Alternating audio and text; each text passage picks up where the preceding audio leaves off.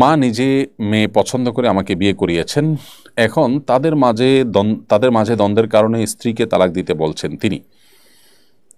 তাদের বুঝিয়েও কোনো কাজ হয়নি। এমত অবস্থায় ঝগড়া মিটাতে মায়ের বিরুদ্ধে গিয়ে স্ত্রীকে নিয়ে শহরে চলে এলে কি আমার গুনাহ হবে?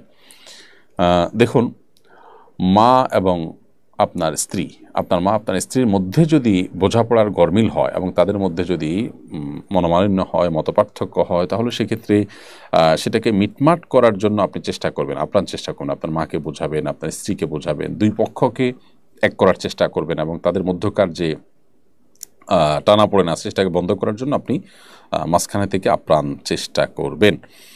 এরপরও যদি তাদের মধ্যে আপনি কোনো মিটমাট করতে না পারেন, বরং একসাথে থাকতে গেলে আপনাদের মধ্যে ঝামেলা তৈরি হবে মনে হয়, আপনাদের মধ্যে আপনার স্ত্রী এবং আপনার মায়ের মধ্যে বোঝাপড়ার গরমিল হবে বলে মনে হয়, তাহলে সেক্ষেত্রে আপনি অবশ্যই আলাদা থাকার বন্দোবস্ত করতে পারেন। কিন্তু সেক্ষেত্রেও মায়ের কনসার্ন নেবেন, মায়ের মতামত নেবেন, তিনি যেন ভুল না বুঝেন, কৌশলে তাকে আপনি কনভিন্স করার চেষ্টা করবেন।